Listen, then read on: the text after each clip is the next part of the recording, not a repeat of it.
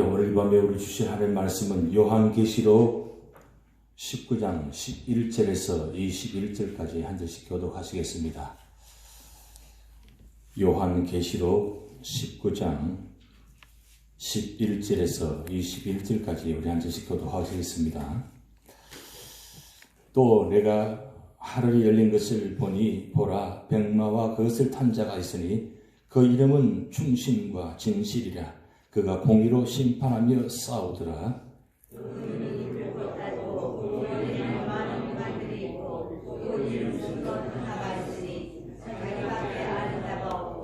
또 그가 피 뿌린 옷을 입었는데 그 이름은 하나님 말씀이라 칭하더라.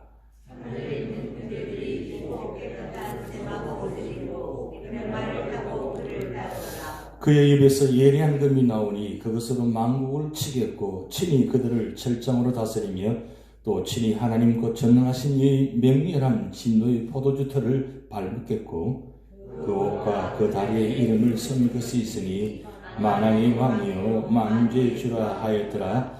또 내가 보니 한 천사가 태양 안에 서서 공중에 난 모든 새를 향하여 큰 음성으로 외쳐 이르되 와서 하나님의 큰 잔치에 모여 왕들의 살과 장군들의 살과 장사들의 살과 말들과 그것을 탄 자들의 살과 자유인들이나 종들이나 작은 자나 큰 자나 모든 자의 살을 먹으라 하더라.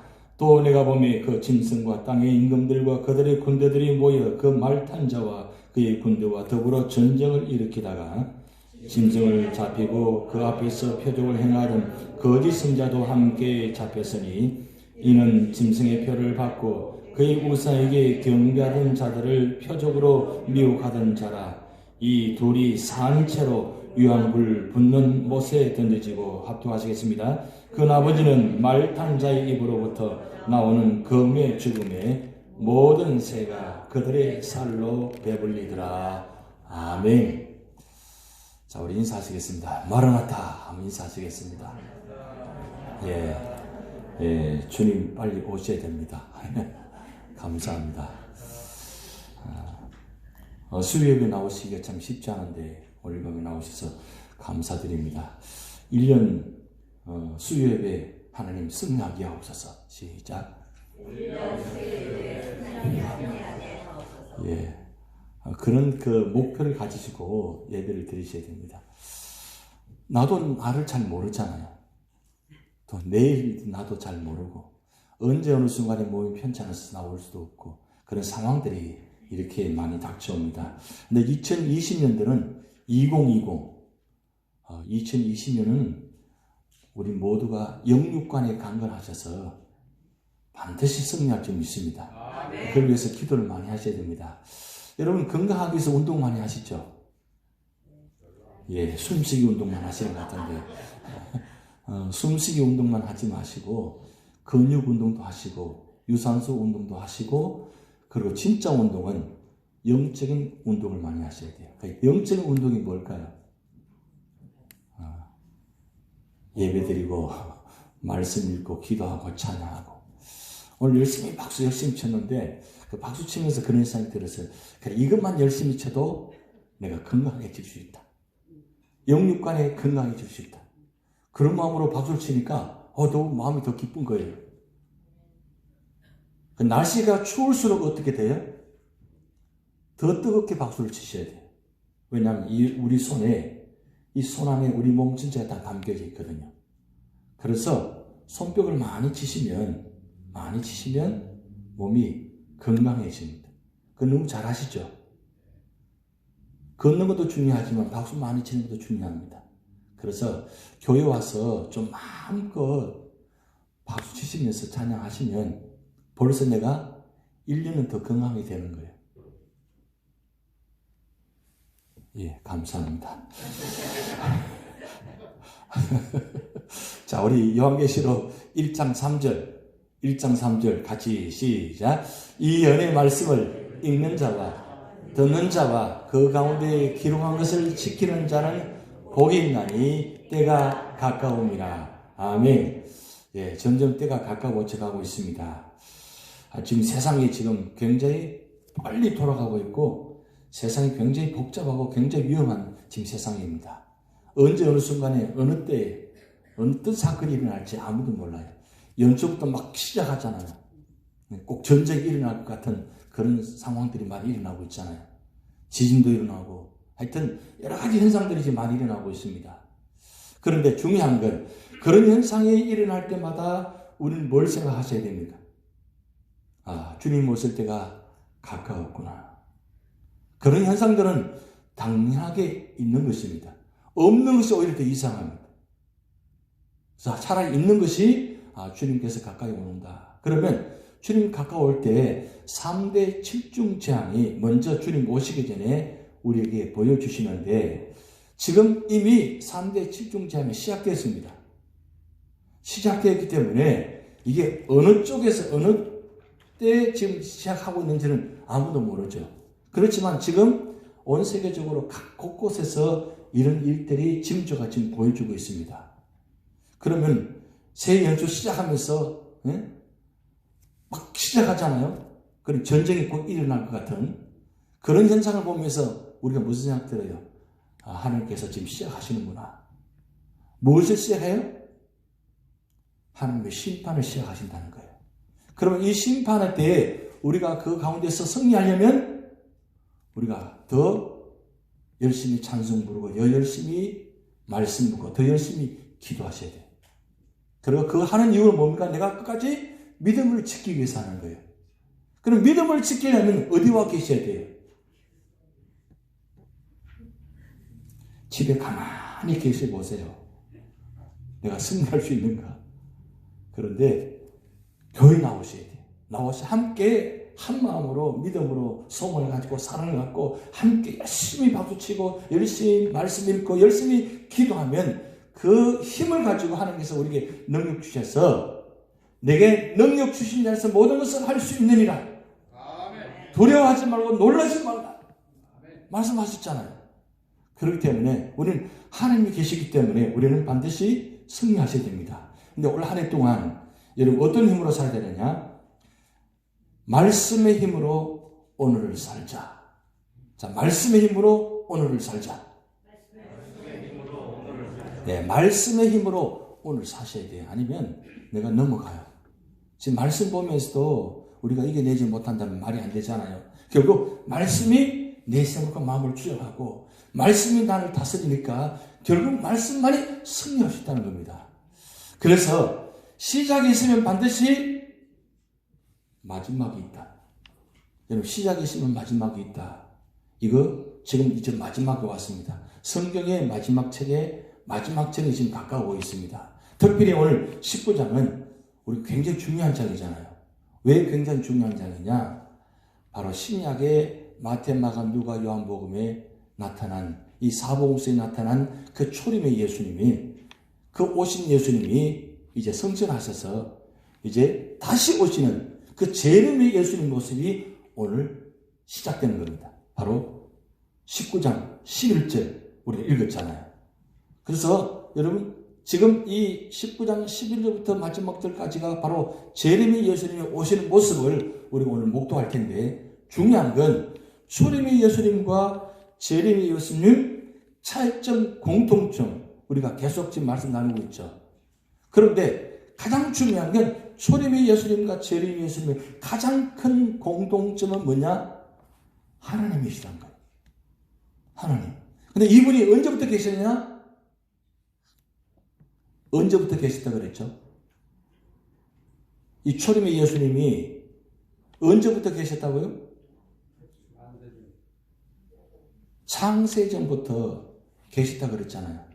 계셔서 성부, 성자, 성령 삼위 하나님이 이 우주 만물을 창조하시는데 특별히 성부 하나님이 하신 역할과 성자 하나님의 역할, 그 다음에 성령 하나님께서 하신 역할인데 성부 하나님께서 하신 일은 뭐냐? 바로 운행하고 통치하고 다스리시고 그리고 성자 하나님께서 하신 일은 뭐냐? 바로 말씀으로 세상을 창조하신 거예요. 이게 하나님도 다 구분이 다 역할이 다 달라요. 그리고 성령 하나님의 역할은 그 말씀으로 창조하신 세상을 같이 운행하고 함께 연결시켜 주시는 겁니다. 하나님과 이 세상을 연결시키는 역할이 바로 성령 하나님의 역할이에요. 근데 그 성자 하나님이 말씀 되신 그분이 초림의 예수님 오셔서 우리 모든 문제를, 제 문제를 해결하시고 이제 다시 오시는 장면이 나타납니다. 그래서 초림의 예수님 모습과 재림의 예수님 모습의 차이점은, 가장 큰 차이점은 초림의 예수님은 어린아이로 오셨다는 것이고 재림의 예수님은 만왕의 왕으로 오신다는 것. 이게 바로 가장 큰 차이점입니다. 그래서 우리가 지난 시간에 말씀 나눴습니다만은 19장의 1절부터 6절까지 할렐루야 장이라고 말씀드렸어요. 1절부터 6절까지 할렐루야 나오죠. 할렐루야. 할렐루야 뜻은 너희들이 하나님을 찬양하라. 왜 하나님을 찬양해야 되느냐? 그 하나님을 찬양한 이유 4가지. 같이 한번 읽어봅니다. 그 다음 장면 넘어가 보시면 하늘의 할렐루야 의미 4가지 시작. 구원의 할렐루야, 심판의 할렐루야, 완성의 할렐루야, 승리의 할렐루야.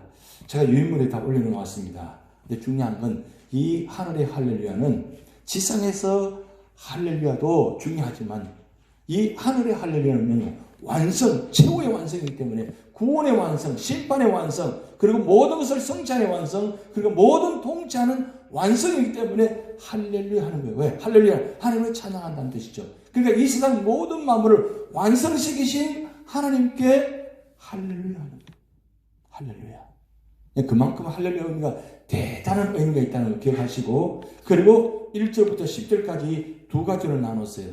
바벨론 멸망을 해서 하나님을 찬양하는 모습, 그리고 두 번째로는 6절부터 10절까지 어린 양의 혼인잔치의 모습이 나와요. 자, 그런데 이 어린 양의 혼인잔치는 누가 들어가느냐? 누가 참석하느냐? 선택받은 사람. 신부만 들어간다는 거예요. 신부. 신부가 누구예요? 아, 옛날 생각들 나죠? 여러분, 세상에 가장 아름다울 때가 언제라 그랬죠? 내가 결혼하는 날 신부의 모습때가 가장 아름답다 그랬잖아요. 아직 처녀 한 분 있는데 아직 처녀는 잘 몰라요. 우리 반주자 처녀. 근데 이제 결혼 때가 가장 아름답다고 하잖아요. 그런데 신랑 되신 예수님께서 오실 때에 그 예수님께서 신부를 초청하는데 그 신랑이 신부를 찾아와요. 왜 찾아오는 겁니까? 이게 드디어 결혼하는 겁니다. 그러니까 신랑 되신 예수님과 우리 신부된 우리가, 성도가 이제 결혼하는 시간입니다. 이 결혼하는 장면이 무슨 장면이냐? 바로 천국에 이루어진 장면. 그러니까 세상에서 가장 좋은 것은 천국에 비할 것 없죠. 천국만큼 좋은 데가 없잖아요. 근데 우리를, 신부된 우리를 어디로 인도한다고요? 천국으로 초청하는 겁니다. 예수님께서. 그래서 신부되기 위해서는 우리가 어떻게 했냐? 믿음으로 준비하셔야 돼요. 믿음으로 준비하시고, 그리고 예수님께서 오실 때, 신랑 되신 예수님 오실 때 우리 신부의 모습을 뭐요? 가장 아름다운 모습으로 바꿔줘요. 세상의 신부는 옷을 준비해야 돼요. 돈을 많이 들여가지고 옷을 준비하잖아요. 그런데 그때는 우리 돈이 필요 없고 돈도 소용없어요. 그때는 신랑 되신 예수님께서 우리 몸 신부를 전체를 뭐요? 바꿔주세요. 아름다운 모습으로. 그게 바로 신랑 되신 예수님처럼 신령한 모습을 바꿔주시는 거예요. 기대가 돼요? 여러분 지금 표정을 보니까 좀 그래요. 기대하셔야 됩니다. 신랑 되신 예수님 오심을 기대하셔야 되고, 그리고 준비하셔야 돼요. 그리고 세상 가장 아름다운 모습으로 바꿔주시는 그 시간, 그 시간이 곧 이루신다는 거죠. 그런데 그거를 지금 19장에 6절부터 10절까지 말씀을 기록해 놓았습니다. 그런데 오늘 11절에 보면 시작할 때 여러분 말씀 보면 또 내가 하늘이 열린 것을 보니라고 시작돼요. 하늘이 열린다 그랬어요. 지금 사도 요한에게 하늘을 열어서 지금 무슨 모습을 보여주세요. 근데 여러분 성경에 보면 하늘이 열린다는 표현이 몇 군데 나오는데 우리가 좀 상식적으로 아시는 게 중요해요. 그러면 제일 먼저 나오는 곳이 어디냐? 하늘이 열린 장면이 바로 구약의 에스겔 1장 1절에 한번 읽어봅니다. 같이 앞에 제30년 4월 5일에 내가 그발강가 사로잡힌 자 중에 있더니 하늘이 열리며 하나님의 이상을 내게 보이시니. 자, 이거 보면 30년 4월 5일에 에스겔 선지자에게 보여주시는 지금 장면입니다. 그런데 이 숫자를 왜 적어놨을까요? 30년 4월 5일. 왜 이렇게 구체적으로 적어놨을까요? 실제 상황이라는 거예요. 실제 에스겔 선지자에게 하늘문을 열어서 이상을 보여주시다는 거예요. 그러면 하늘을 열었을 때 뭘 보여주시겠어요? 하나님의 마지막 놀라운 그런 역사들을 보여주시단 말이에요. 그래서 오늘 우리가 기도할 때 하나님 저에게 하늘문을 여셔서 저에게도 보여주시옵소서. 이렇게 기도해 보셨어요? 하늘을 보니까 열릴 생각도 없는데 하늘문이 열린다는 거예요. 그런데 에스겔 선지자에게만 그렇게 한 것이 아니라 신약에 들어가면 또 하늘문이 열린 것이 세 곳이 나오는데 오늘 본문 말씀까지 세 곳인데, 자, 제일 먼저 신약 마태복음 3장 16절. 자, 마태복음 3장 16절. 자, 같이 읽어봅니다. 예수께서 세례를 받으시고 곧 물에서 올라오실 새 하늘이 열리고 하나님의 성령이 비둘기같이 내려 자기 위에 임하심을 보시더니. 여러분, 이 말씀 다음 17절 말씀 보여드리지 않아도 무슨 말씀인지 아시죠? 이는 내 사랑하는 아들이요 내 기뻐하는 자입니다.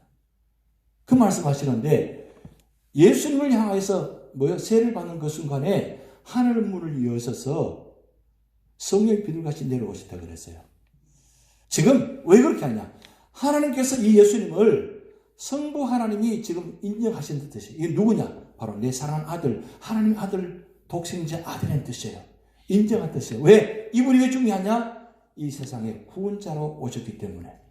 하나님께서 보내실 뿐 아니라 예수님께서 자원하셔서 이 땅에 오셔서 그걸 세례받는 이제 공생에 시작하는 그 순간에 하늘문을 여셔서 이 사람이 누구냐? 바로 하나님의 아들이라는 것. 그게 오늘 우리에게 주시는 교훈입니다. 오늘 우리에게는 하늘문이 열린 것을 보지 못했지만 예수님께서 하늘문을 열시고 오셨기 때문에 오늘 우리에게도 주시는 똑같은 은혜예요.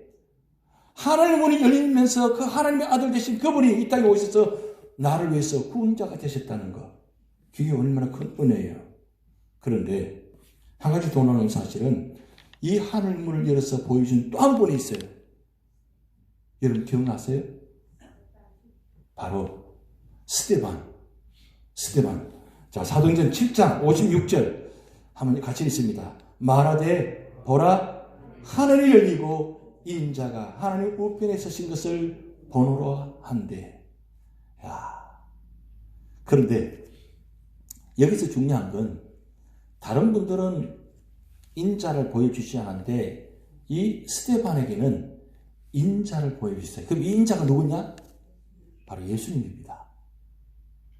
예수님을 지금 보여주십니다. 그것도 서신 상태로 서 계셔서 지금 스데반에게 하늘문을 위해서 보여주십니다. 왜 서서서 그렇게 보여주셨느냐?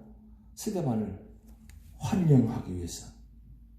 그런데 이 장면을 목도하고 난 다음에 돌에 맞아 순교합니다.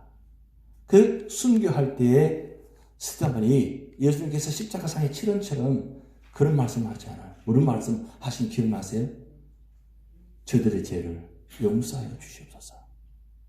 결국 우리 삶의 자리에 어떤 상황이든 간에 이런 하나님의 은혜를 입으면 그런 돌에 맞는 상황 가운데도 우리가 믿음의 말을 할 수 있다는 거예요. 믿음의 생각할 수 있다는 거예요. 결국 우리 삶의 자리에 고통과 역경이 있고 아픔이 있고 고난이 있지 않습니까? 그럴 때에 우리가 이길 수 있는 힘은 내 힘은 안 돼요. 그럼 어떻게 하셔야 돼요? 하나님께서 은혜를 주셔야 돼요. 이길 수 있는 힘을 주셔야 돼요. 스데반이 그 돌에 맞기 전에 그 마지막까지 복음을 전하는 그 상황 가운데 복음을 전하였기 때문에 복음의 자리에 있었기 때문에 하나님은 스데반에게 하늘을 위해서 당신 자신이 일어서서 환영하는 모습을 보여주시는 그 보여주시는 장면이 있으니까 돌에마저도 그 보여지는 환상이 보여지는 모습이 돌에 맞는 고통보다도 그 주님 모습이 더 기쁜 모습이 된다는 거죠. 결국 이 세상에서 우리가 승리하려면 그런 주님의 은혜를 입으면 이 세상 어떤 고통도 이길 수 있다는 거예요. 어떤 고난도 이길 수 있다는 거예요. 여러분 이 말씀을 믿습니까? 네, 스데반에게만 주시는 것이 아니라 오늘 우리에게도 복음의 자리에, 믿음의 자리에, 말씀의 자리에, 기도의 자리에, 은혜의 자리에 있으면 이런 은혜를 주시는 거예요. 왜 신앙생활 하면서 이런 고백이 나오지 못하나요? 그건 아직도 우리 삶의 자리에, 믿음의 자리에, 말씀 자리에 있지 못하기 때문입니다. 그래서 우리가 열심히 예배 드리고 열심히 기도하고 열심히 말씀 보고 있잖아요.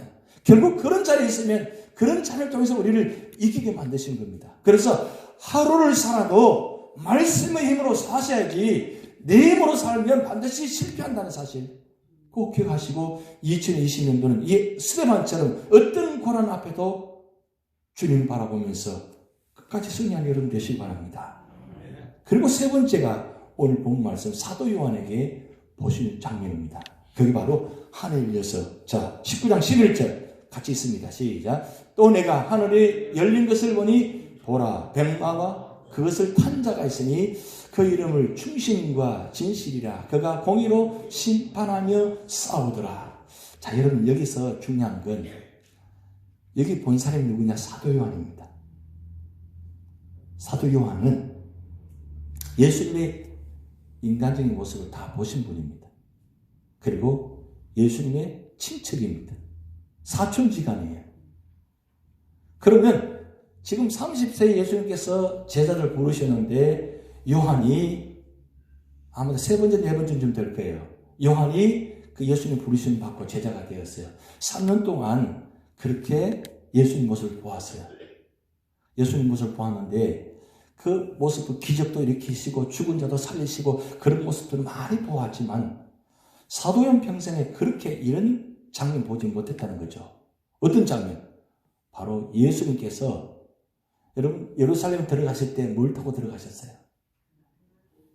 그 보잘것 나귀 타고 들어가셨어요. 그런데 지금 예수님 무슨 모습이에요? 백마를 타고 지금 오신 장면이에요. 백마를 타고. 이 백마는 전쟁의 가장 최고의 사람에게 장수에게 주어지는 그 말입니다. 얼마 전에 보니까 그 북한의 김정일이가 자 벽돌산 올라가서 백마를 타고 딱 혼자고 사진 찍었더라고요. 이야 참 대단해요. 백마는 바로 왕을 상징합니다. 최고를 상징합니다. 근데 그 김정은이가 딱 저 폼 잡고 있더라고요. 그 김정은만 타는 것이 아니고 세상의 모든 장수 최고 사람은 이 백마를 탑니다. 그런데 그 백마와 하늘의 백마와 차이점이 있을까요? 없을까요? 세상의 왕도 이 백마를 잘 관리해서 최고의 종 백마를 타고 오는데 하늘에 예수님께서 오실 때 만왕의 왕으로 오실 때 그 백마는 세상에 보지 못하는 최고의 모습이겠죠. 그러니까 이 지금 사도 요한이 인간적인 예수님은 인간의 예수님 그리고 부활하신 예수님 다 보았지만 이런 모습 처음 보는 거잖아요. 그러니까 얼마나 놀랐겠어요. 사도 요한에게 이런 마지막 때의 그 예수님 재림의 예수님을 지금 보여주시다는 거예요. 그러니까 가장 먼저 본 사람이 누구냐? 사도 요한입니다. 사도 요한에게 가장 재림의 예수님을 먼저 보여주셨습니다. 근데 아직 오시지 않았잖아요.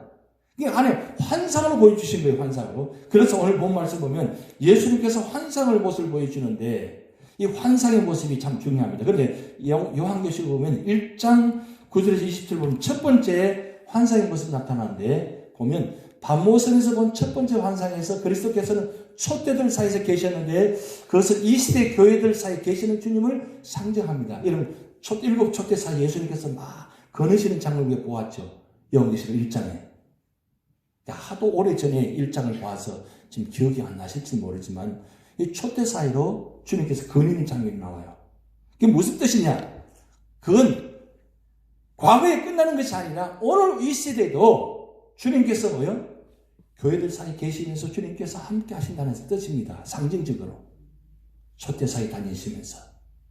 그걸 지금 그대로 보여주신 장면입니다. 두 번째 환상은 요한계시록 5장 1절에서 14절 말씀은 두 번째 환상이 나타나는데 여러분 기억하실 겁니다. 그렇게 해서 하늘에 계셨는데 죽음을 당한 어린 양 같았다 그랬어요.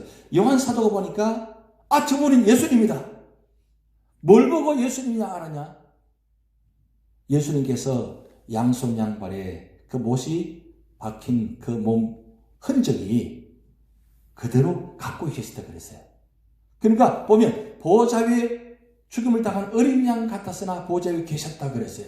그러니까 사도 요한에게 이 모습을 보여주는데 무슨 뜻이냐? 그건 보호자 안에 계신 주님이 무엇 때문에 그 보호자 안에 계시느냐? 그것은 이 시대에 하나님의 우편에서 경배를 받으시는 영광의 주님을 상징합니다. 그래서 오늘 우리가 예배 드릴 때마다 찬양 드리잖아요. 찬양 드리는데 먼저 예수님께 그리고 하나님께 이 찬양의 영광을 돌려드리는 거예요. 그래서 우리의 찬양이 사람에게 찬양하는 것이 아니고 누구에게 찬양하느냐? 바로 영광의 예수님께, 영광의 하나님께 찬양 드리는 거예요. 내 부족한 입술로, 내 연약한 입술로 온 마음을 다해서 찬양 드리는 그 시간이 바로 주님께 찬양 드리는 시간이에요. 그래서 교회에서 찬양으로 시작해서 찬양을 끝난 이유가 바로 여기 있습니다. 모든 예배는 찬양으로 시작하고 찬양으로 진행됩니다. 왜? 그건 영광의 주님께, 영광의 하나님께 영광을 돌리기 위해서 찬양 드리는 거예요. 그래서 찬양 드릴 때마다 우리는 하나님께 찬양 드린다 생각하셔야 돼요. 주님만 바라보면서 찬양하셔야 돼요. 그래야 그게 진짜 찬양을 받으신다는 거죠. 그리고 오늘 본 말씀 19장 11절 13절 말씀 나타나는데 이 세 번째 환상입니다. 세 번째 환상인데 이 세 번째 환상은 뭐냐면 첫 번째, 두 번째를 보완하는 장면인데 무슨 보완이냐? 바로 마지막은 어떤 환상이냐? 그리스도께서 이기는 왕, 만왕의 왕으로 오셔서 말세에 승리하시는 주님을 묘사하는 장면입니다. 그래서 오늘 11절부터 13절까지 이 말씀이 바로 오늘 우리 중요한 말씀인데 오늘 11절부터 16절까지 100만을 타신 만왕의 왕의 모습이 나타납니다. 그런데 이 왕으로 오신 예수님께서 보면 상징적인 모습이 있어요. 상징적인 모습. 여러분 상징적인 모습 보면 보세요. 내가 하늘 여는 것을 보라. 백마와 그것을 탄 자가 있으니 그 이름은 충신과 진실이라. 그가 공의로 심판하며 싸우더라. 그러면서 12절 보면 그 눈은 불꽃 같고 그 머리는 많은 관들이 있고 또 그 이름을 쓴 것 하나가 있어 그밖에 아는 자가 없고 그가 피 뿌린 옷을 입었다 그랬어요. 이 상징적인 모습입니다. 그러면 이 눈에 불꽃이 뭐고 관은 뭐냐? 이게 바로 왕의 상징입니다. 왕의 상징. 그리고 피 뿌린 옷은 뭐냐? 심판의 왕으로 오신 예수님께서 그 심판하심을 통해서 많은 사람이 죽게 됩니다. 죽으면서 그 흘리는 흔적이 예수님의 몸에, 옷에 흔적이 남아있다는 거예요. 피 뿌린 옷이라 그랬어요. 피가 예수님께서 심판하시면서 그 피가 흘림을 통해서 예수님 몸에 옷이 묻혀져서 흔적이 있어서 그 모습을 오신다는 거. 무슨 상징이냐? 바로 예수님께 직접 뭐요? 심판하신다는 뜻이에요. 직접 심판하시니까 그 심판하신 장면 속에서 피가 흩어지는데 그 피가 나서 예수님 몸에 흔적이 묻어이 나오는 모습. 상징적으로 예수님께 직접 심판하신다는 거예요. 그전에는 다 예수님이 직접 하지 않고 다 천사들에게 다른 세상 주권자들에게서 다 진행했습니다. 근데 마지막 심판은 예수님이 직접 하신다는 거예요. 예수님이 직접 하면 이 세상 누구도 피할 길이 없어요. 도망할 곳이 없단 말이에요. 그만큼 마지막 때 하나님의 주님의 심판이 엄중하고 대단한 것을 지금 기록하고 있어요. 그런데 여기 보면 오늘 말씀에 왕의 군대라 이야기하고 그리고 왕의 무기와 칭호가 나타나는데 무기들의 모습이 나왔고 칭호의 모습이 나오는데 그 특별히 예수님 이름이 나오는데 보세요. 11절 보면 그 이름이 나옵니다. 이름 충신과 진실. 그리고 13절 보면 이름이 하나님의 말씀. 그리고 16절 말씀 보면 이름을 쓴 것이 만왕의 왕이요 만주의 주라 그랬어요. 성경에는 예수님 이름이 참 많이 나옵니다. 근데 오늘 요한계시록에 나타난 이 이름의 모습은 첫 번째 11절에 그 이름은 충신과 진실이라고 했어요. 예수님이 충신, 정말 충성스럽게 그 삶을 감당한다. 그리고 진실은 뭡니까? 마음을 다해서 끝까지 하신다는 뜻이에요. 진실되게 하신다. 그리고 13절에 보면 그 이름은 하나님의 말씀이라고 그랬어요. 여러분 이 말씀, 태초에 말씀이 계시니라 그랬어요. 이 태초의 말씀이 누구냐? 바로 예수님이십니다. 근데 그 예수님이 요한복음 1장 14절 말씀 보면 어떻게 돼요? 말씀이 육신이 된 우리 가운데 거하시니 그랬어요. 근데 여러분 오늘 본 말씀에 여기 말씀하고 그 앞에 1 해놨을 때 숫자 나와 있죠? 성경에 보면 말씀 앞에 숫자가 1이 써져 있죠? 있습니까?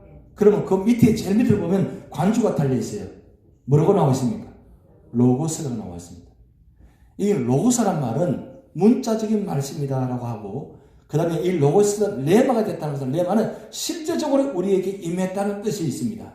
그러니까 말씀만 하신 그 말씀이 실제적으로 이 땅에 임하셨다는 뜻이에요. 근데 이 말씀이 뭐냐? 로고스의 말씀은 이 세상을 말씀으로 창조하신 분입니다. 말씀으로 이 세상을 창조하신 분이 육신의 몸으로 오셨다는 거예요. 그게 바로 레마에 오셨다는 뜻입니다.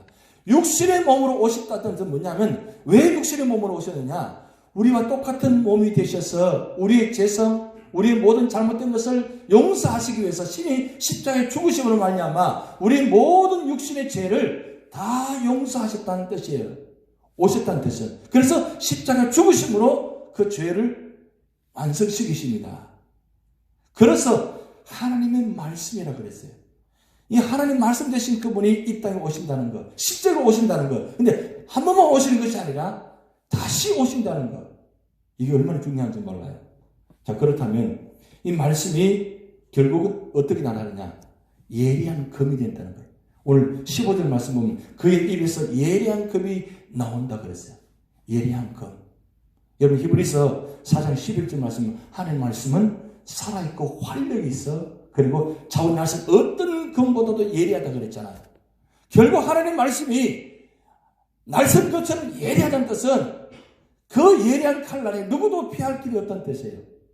결국 말씀의 검 되신 그분이 입에서 나왔다 그랬어요. 입에서 나오는 그 말씀이 모든 사람을 죽이는, 심판하는 모습이 나타난다는 거죠. 그러면서 마지막에 16절에 그 이름의 뜻을 만왕의 왕이요 만주의 주시다. 그분이, 우리가 믿는 그분이 바로 그분이라는 것. 결국 우리가 믿는 그분은 어떤 분이에요? 만왕의 왕 되시고 바로 마지막 때에 만주의 주로 오신 분입니다. 그분이 우리를 구원하시기 위해서 오신다는 거예요. 그래서 오늘 우리가 어떤 삶의 자리에 있든지 간에 이 하나님의 무기 앞에서는 세상 누구도 감당치 못합니다.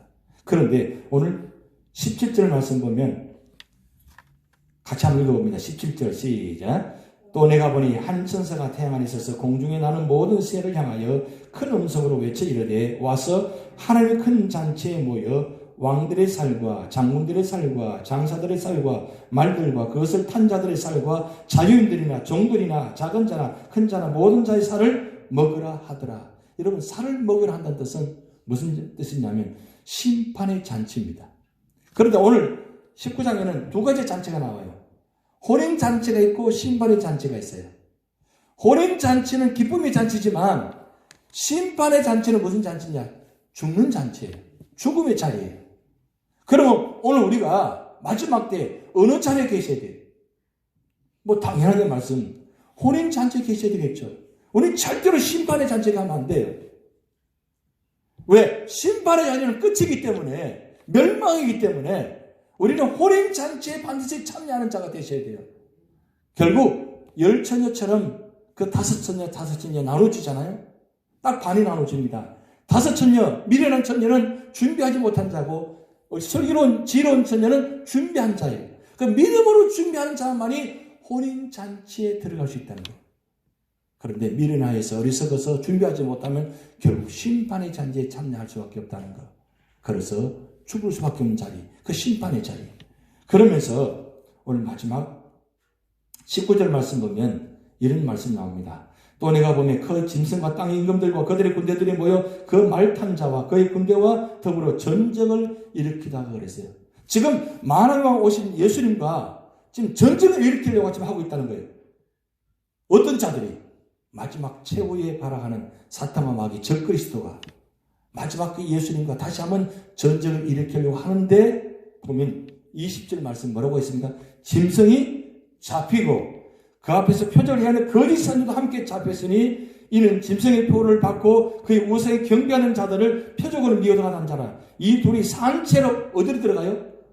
유황불 붙는 못새에 던져지고 그랬어요.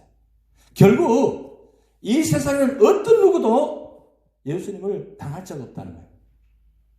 결국 마지막 때에 하나님 이 대적자들을 그리스도들을 어디로 던져요?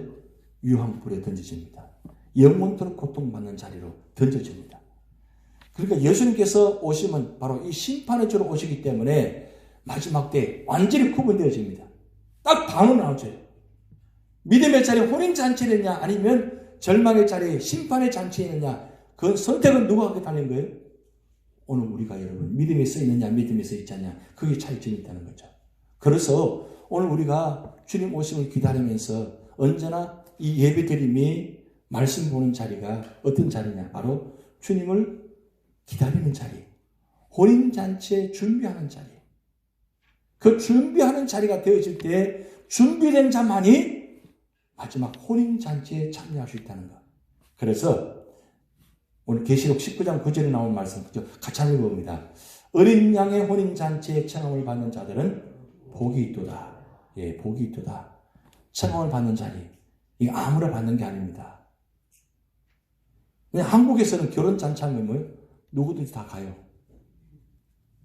그래서 지나가는 사람도 들어가서 식사하고 가잖아요. 요즘 많이 바뀌었지만. 근데 미국에서는 어떻게 해요? 청함을 받는 사람만 가요. 아무나 못 가요. 그런 문화가 어디서 나온 줄 알아요? 바로 성경에서 나왔어요. 성경에서 이 혼인잔치도 철저히 성경적으로 청함받은 사람만 참여하는 거예요. 근데 그 청함받은 사람들이 참여할 때 아무렇게나 참여해요? 평소 복장으로 참여해요? 아니잖아요. 그럴 만큼 최고의 내가 신부가 아님에도 불구하고 신부보다 더 폼 잡으려고 신랑보다 더 폼 잡고 가는 분들이 있잖아요. 왜 그래? 그 귀한 자리니까 축복의 자리니까. 그런데 마지막 혼인잔치 예수님께 부르는 이 잔치는 정말 귀한 세상에서 마지막 가장 중요한 자리잖아요.